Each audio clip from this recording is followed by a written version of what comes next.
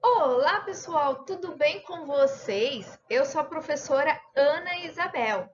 Se você não assistiu o vídeo de boas-vindas, eu recomendo que você pare esse vídeo e vai lá assistir, onde eu vou falar de toda a disciplina, né, as avaliações e assim por diante.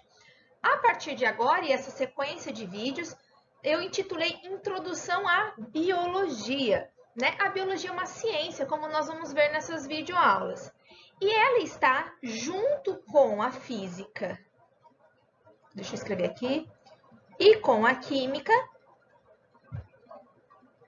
na chamada área das ciências da natureza, tá bom? Então, toda vez, isso é muito comum no Enem, né?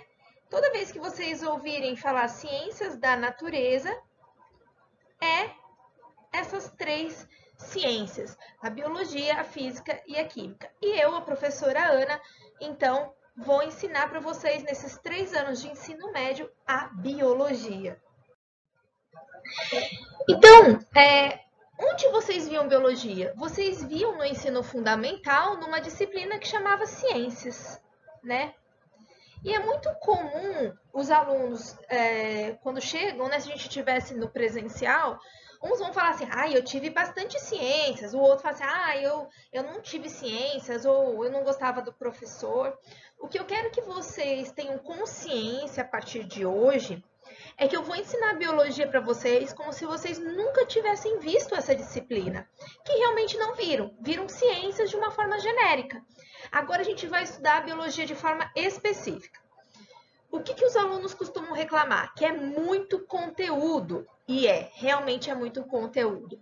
Então eu indico que vocês baixem os slides do Moodle, né? Vocês fiquem com eles gravados, guardadinhos lá, e façam suas anotações. Tudo que vocês puderem anotar do que eu falar e não tiver no slide é importante depois para vocês estudarem, ok? O bom do vídeo é que vocês podem ficar pausando, voltando e assim por diante, ok? Então, o que significa biologia, né? Logia vem de logos, né? E logos é estudo. E bio é vida, né? Então, nós vamos estudar tudo que envolve vida, ok? Então, busca compreender os mecanismos que regem a vida. Como assim, Ana? O que nós vamos estudar na biologia? Por exemplo, como que surgiram os seres vivos? Né? Quem foi o primeiro ser vivo? Como esses seres vivos evoluíram? Por que hoje nós temos grande quantidade de espécies? Isso a biologia tenta responder. Né? A biologia, ela fala dos transgênicos, que são? Que são alimentos manipulados geneticamente, né? Clonagem, ela estuda a hereditariedade. Então, qual é a probabilidade de eu ter olhos azuis, sendo que meu pai tem olho azul e minha mãe olho castanho? A hereditariedade, as características passadas de pai para filho, a biologia também estuda. A biologia também traz noções de higiene, de saúde. Isso vocês já devem ter visto com maior frequência lá no ensino fundamental, né? O sexo, a reprodução sexuada, né, que a gente vai ver que é diferente de sexo, né? A reprodução assexuada, principalmente vai estudar o meio ambiente, né, que vai ser depois a ecologia, que vai ser a primeira ciência dentro da biologia que a gente vai estudar aqui no ensino médio, né? Estuda sobre a ética, sobre a cidadania, por quê? Tá, vou clonar. Né? O que é clonar? É gerar um indivíduo geneticamente idêntico a outro. Isso é ético? Até que ponto isso é ético? Né? Então, inseminações artificiais, né? Quando você vai para o laboratório gerar um filho, escolher característica do filho, isso é ético? Então, a biologia também estuda isso. Então, a biologia é uma ciência, né? Então, se é ciência, ela traz o quê? Conhecimento, né? E conhecimento é algo que ninguém tira da gente, né? Então, essa ciência, ela busca fornecer explicações para eventos do mundo natural. Um grande exemplo disso da biologia como ciência é ela tentar prever, por exemplo, as cepas do coronavírus. Essas cepas mais transmissíveis, elas podem ser explicadas pela biologia, né? Então, por que o vírus tende a ser mais transmissível? Porque ele tenta sobreviver, né? E assim por diante. Não vou ficar me explicando aqui, falando muito disso, porque senão a aula não rende, né? Então, ela usa essas explicações para entender padrões da natureza e fazer previsões. Então, tá, olha, já era esperado que o vírus ele fosse mais transmissível, mas não é esperado que ele seja mais letal. Até agora, no momento, não foi comprovado que essas cepas diferentes são mais letais, né? Pelo menos a grande maioria delas. Isso é previsível, né? E por que é previsível? Porque se tem um conhecimento, se usa um método científico que nós vamos falar mais para frente, tá? Só que a ciência, ela gera conhecimento, mas ela é dinâmica. O que é isso? O que é verdade hoje não pode ser verdade amanhã, né? Então, às vezes, o que foi descoberto hoje, daqui uns dias, daqui um tempo, novos estudos vão dizer, olha, vocês estavam equivocados. Eu vou trazer duas situações que aconteceram isso.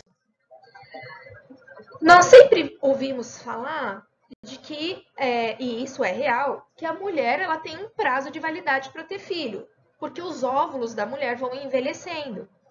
Então, todo mundo jogava, entre aspas, a culpa na mulher, né? E em 2019 saiu um estudo que nascer com um pai velho é mais perigoso que nascer com uma mãe velha. Todo mundo falava assim, o homem pode ser pai a qualquer momento. Só que os cientistas identificaram que o nível de mutação nos espermatozoides de idosos, de homens mais velhos, é tão prejudicial quanto um óvulo velho de uma mulher, né? Então vejam que as taxas de mutação dos espermatozoides são elevadíssimas também quando o homem vai se tornando mais velho. E não é só isso na mulher. As taxas de mutação na mulher também, o óvulo vai ficando mais velho, né? Mas botava a culpa só, geralmente, na mulher. E uma outra notícia feita em 2019, que já tinha relatos já dessa notícia em outros artigos, né? Nós temos uma organela, nós vamos estudar isso esse ano. Essa organela dentro da nossa célula chama mitocôndria. Essa mitocôndria tem um material genético que é um DNAzinho, né? Acreditava-se e existem várias questões de vestibular sobre isso, várias e várias e várias, que a mitocôndria da mãe passava para o filho. Só os filhos só herdavam mitocôndrias da mãe. Os filhos só herdavam mitocôndrias da mãe.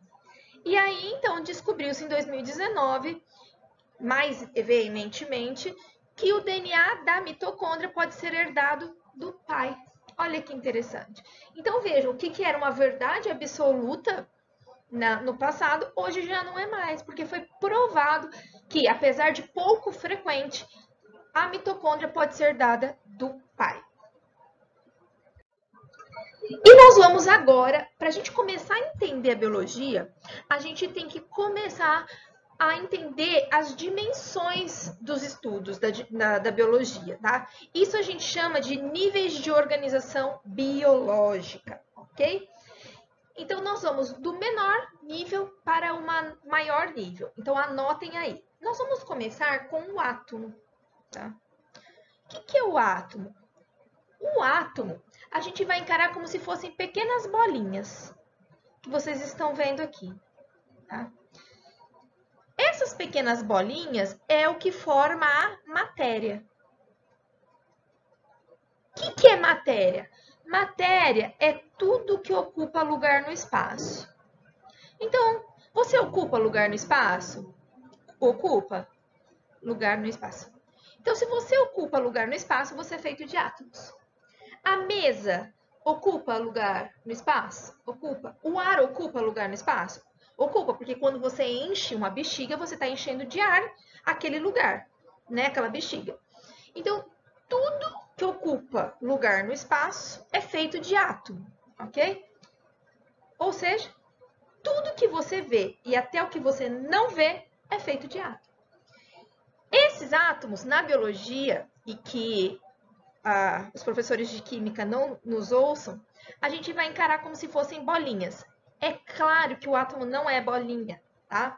Mas vocês vão entender a estrutura de átomo lá com os professores de química, com o Rafael e com a Maria Elisa, tá bom? Então, vejam só, os átomos, eles vão se unir para formar as moléculas que a gente vai ver no próximo slide. Então, eu nem vi que estava aqui, né? Tudo que ocupa lugar no espaço é feito de átomos. Eu coloquei uma mesa, uma cadeira, um rio, uma árvore. Nós, seres vivos, tudo ocupa lugar no espaço, então tudo é feito de átomo.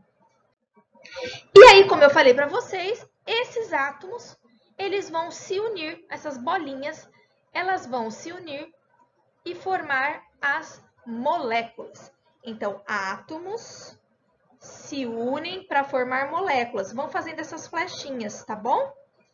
E as moléculas? As moléculas vão se unir para formar o quê? As moléculas vão se unir para formar as organelas. Deixa eu apagar aqui o que eu fiz, né? As organelas, ok? Então, as moléculas se unem para formar organelas. Então, o que é organela? Organela é a união de moléculas. Vocês estão vendo aqui uma mitocôndria, um centríolo, um complexo de Golgi, ribossomo, retículo endoplasmático. Não precisa anotar essas organelas, que a gente vai ter uma aula só disso. Uma não, várias, ok? Não é o momento agora. O que eu preciso que vocês saibam? Os átomos são pequenas bolinhas. Essas bolinhas se unem formando moléculas. As moléculas vão se unir para formar organelas.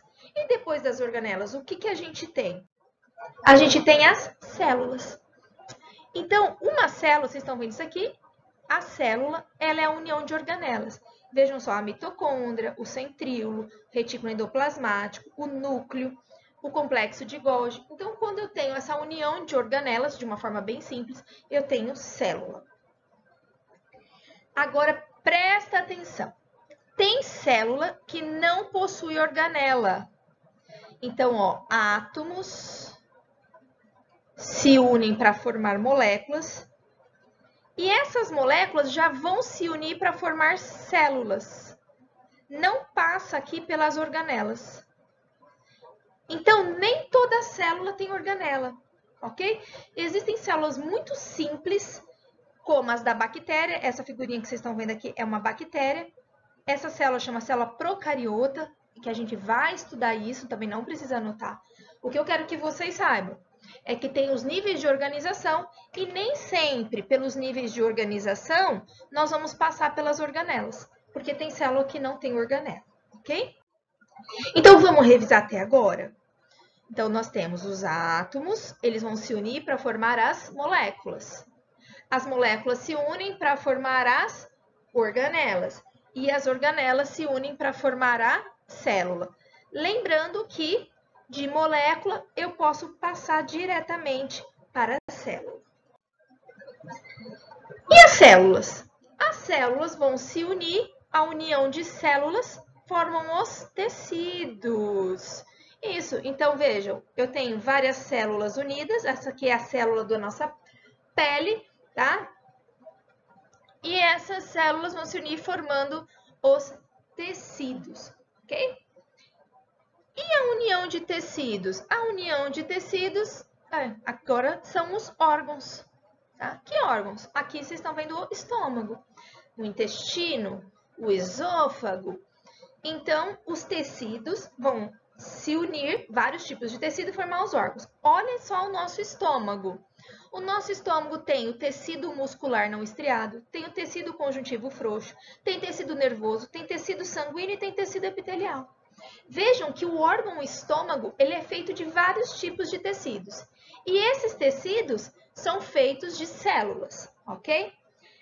O maior órgão do nosso corpo é a pele. Pele não é tecido, a pele é a união de vários tecidos. E a gente vai ver isso só lá no segundo, terceiro ano, ok? Então, a pele é o maior órgão que a gente tem. Por que ela é chamada de órgão? Porque ela é feita da união de vários tecidos. E aí nós temos o sistema. O que é o sistema? É a união de órgãos. Né? Então, quando eu junto, por exemplo, o intestino delgado, o intestino grosso, o estômago, o esôfago, eu tenho o sistema digestório. Quando eu posso ter o sistema reprodutor, quando eu estou falando de testículo, quando eu estou falando de útero. Então, todos os órgãos, de diferentes órgãos, vão se unir para formar os sistemas digestório, excretor, reprodutor, circulatório e assim por diante. E a união de sistemas, olha aqui, esse aqui é o sistema esquelético, sistema sanguíneo, sistema nervoso, sistema digestório, vão se unir para formar o indivíduo, o organismo, ok? Então, vamos revisar aí? Nós temos os átomos se unem para formar moléculas, as moléculas se unem para formar organelas, pode chamar de organoide, as organelas se unem para formar células, lembra que a gente pode ter uma via direta aqui, as células se unem formando tecidos, que vão se unir formando órgãos, os órgãos vão se unir formando o sistema, e o sistema e vários sistemas vão formar o organismo ou o indivíduo. Anotem essa sequência. Atenção, tá? Nem todos os seres possuem todos os níveis de organização. Por quê? Vamos ver novamente a bactéria.